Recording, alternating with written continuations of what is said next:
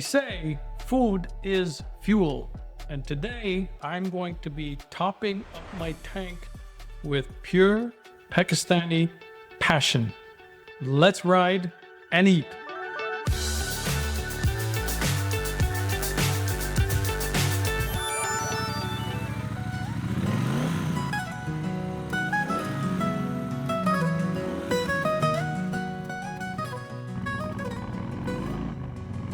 I'm so excited about this episode. I've been waiting a while to do this particular episode on Pakistani and Indian food.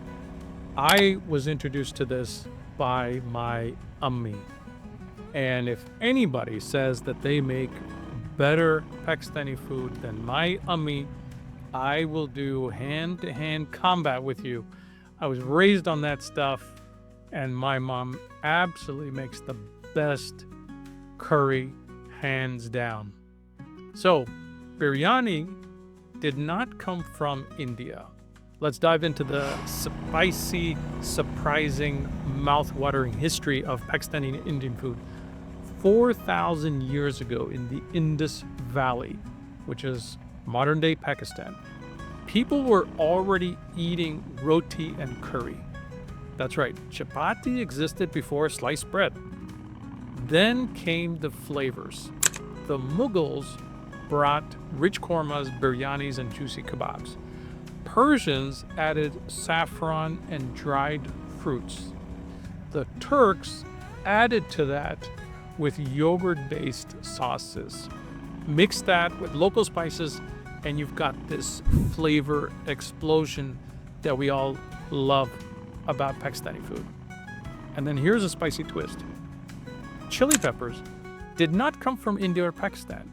They were brought from the Americas by the Portuguese traders in the 1500s. Before that, all the heat came from black pepper. After partition in the late 1940s, Indian cuisine leaned more vegetarian, while Pakistani food went full carnivore. Nihari, seekh kebabs, etc. So next time you're dipping naan or sipping chai, just remember you're tasting a 5,000-year-old delicious history of spices and tradition. Now let's get to eating.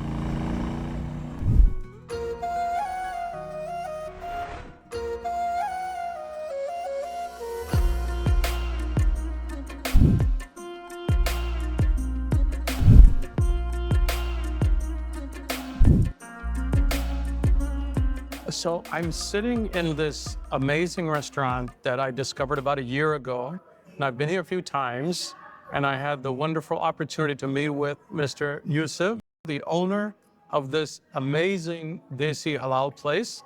And so, Mr. Yusuf, you have a story, you have some history. Yeah. When did this restaurant start? Back to my grandfather and his brother.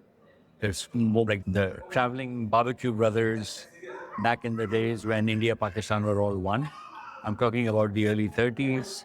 I think they were based near the Afghanistan-Pakistan border. They were in the food business. In the early 30s, they traveled deeper into India, into the Punjab side in UP Saharanpur, and they opened their first restaurant. From the 30s to 1947 partition, they made a name for themselves in the Saharanpur, Aligarh, Meerut, in that whole belt of India. So they would especially be known for setting up their food stalls in the annual melas in these cities. The Aligarh Mela or the Meerut Mela and all that. When partition happened in 47, they migrated to Pakistan. After that, my grandfather's 4 sons worked with him in continuing the food legacy. Now the grandsons and even the great-grandchildren are part of the food business. We have stores in Dallas, in Canada, in the Mississauga area. Wow. So 1930s, you said when it started? Yes. 90 plus years. We're looking at 90 plus years of history. You come from not necessarily a food background yourself, right? He's an IT guy like me. I am. So what's the IT connection here? If you're brown, you have to be in IT, right? That's like a requirement our parents put on top of us, right? IT has been my profession for the last 3 decades. I'm an entrepreneur. I have several companies on Wall Street, which are in fintech.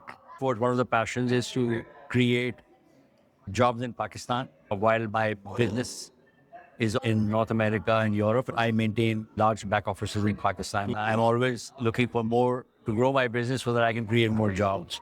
Not just jobs, but take very global, challenging domains back into our country and expose the youth to those challenges. So that's actually been a very fulfilling part of my life over the last 3 decades, working with so many young people and working on the latest in tech.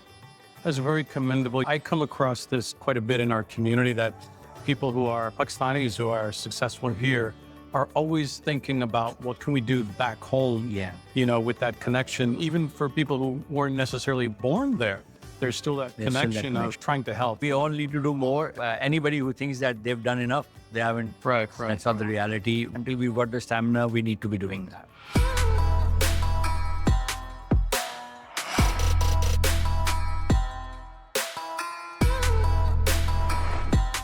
And what's the connection with literature? Because you have these beautiful books. I get it from my mom. She's a lifelong reader. She's in her 80s right now and always reading at least 3 books in parallel.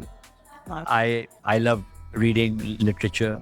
And when I was about to make this place, rather than going for anything fancy, I just thought that wherever I am, it should be a place where you have food for the body, but food for the mind, food for the soul. It represents me, your passion. the way I like life, as well as literature from India, Pakistan, poetry, and a lot of those things.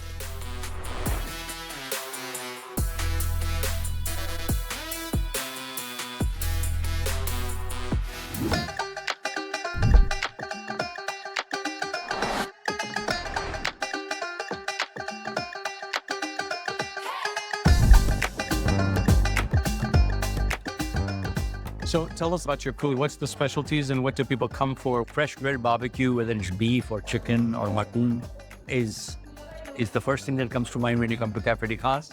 Besides there, some of the famous dishes out of Karachi, like a biryani or beef Nihari. We now have people even calling us from Houston, making sure that if we're coming, the right stuff is in stock. It's a must for them. And then they will have it. What are we going to try today? What are we going to eat? So we're going to have the very traditional, what do you call, halwa puri, nashta, which is the aloo chana with your chickpeas and potato curry with the salmonella dessert, and fried tortillas, which is our puris. And we're going to do Nihari with a fresh butter naan.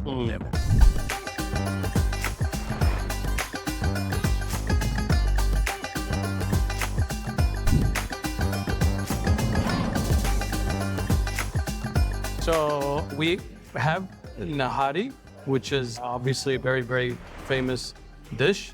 And that's kind of the very traditional Lahori Pakistani. And then here, this is more of a breakfast. We have some halwa, some chickpeas and potatoes, and halwa puri. And then this is the chicken, tikka chicken. Malai boti. Okay, sorry. I'm a Pakistani. I should know this stuff a little better. All right, we're going to try the halim first. Nihari. Oh, sorry. Nihari. Okay, you're going to try a little bit of this. Now, this is a beef dish. How long does this take to make? 4 to 5 hours. Wow, a lot of effort goes into this. So the meat is just tender and it's just falling apart. It's really, really tender.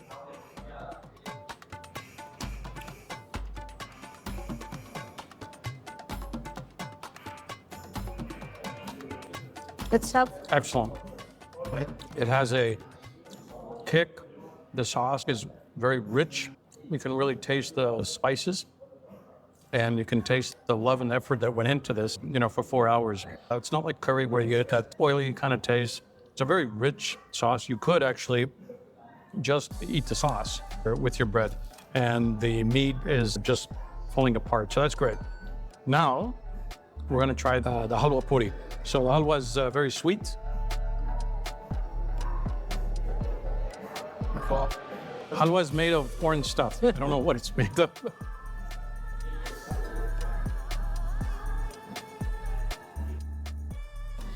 Excellent.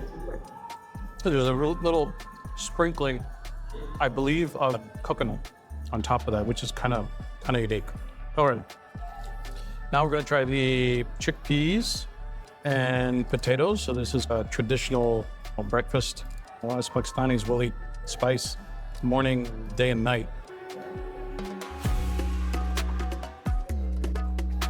Wow. I can taste the cumin in there, the spice, but it's just flavored really, really well. That chickpea potato, I may just like that the best out of all these. It's really, really put together really well. All right, let's get a second opinion now. We'll see what Sonia likes. Okay. All right. Let's give it a shot.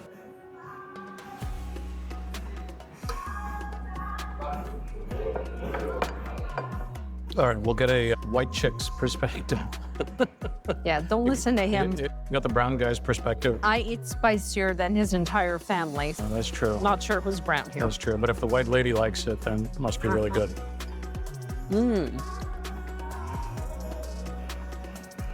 Nope. So, This is excellent. I like it very much. Quite good. okay. One more. Very well seasoned. It's not oily, which I like, but sometimes Indian restaurants or Pakistani restaurants tend to put a lot of oil, a lot of ghee in their food. Yeah, that's the real test. You know, is it oily But or not? this is not, and it's flavorful. Let's try the Nihari now. Yes. All right, white woman perspective on Nihari. Very nice. The meat is super tender. I've had Nihari in restaurants where the meat was not falling apart like this, which it should be. They're really doing a good job on it. Very good. 2 thumbs up.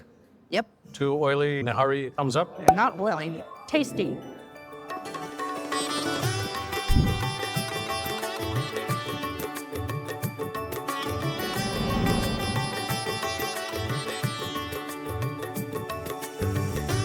So after a big or small desi meal, if you really want to be a Pakistani, it is absolutely compulsory to have a chai.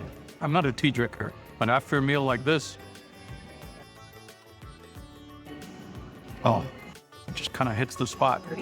It's required. Excellent.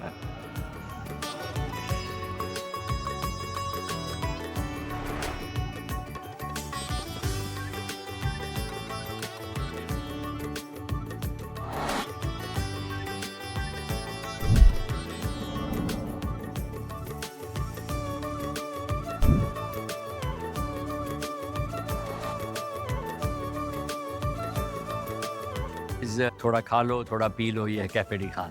It's actually sort of a very old and famous Hindi song. "Ae dil hai mushkil." You know, there are so many hardships in life, but relax, eat a little, drink a little, because you're at cafe di khan.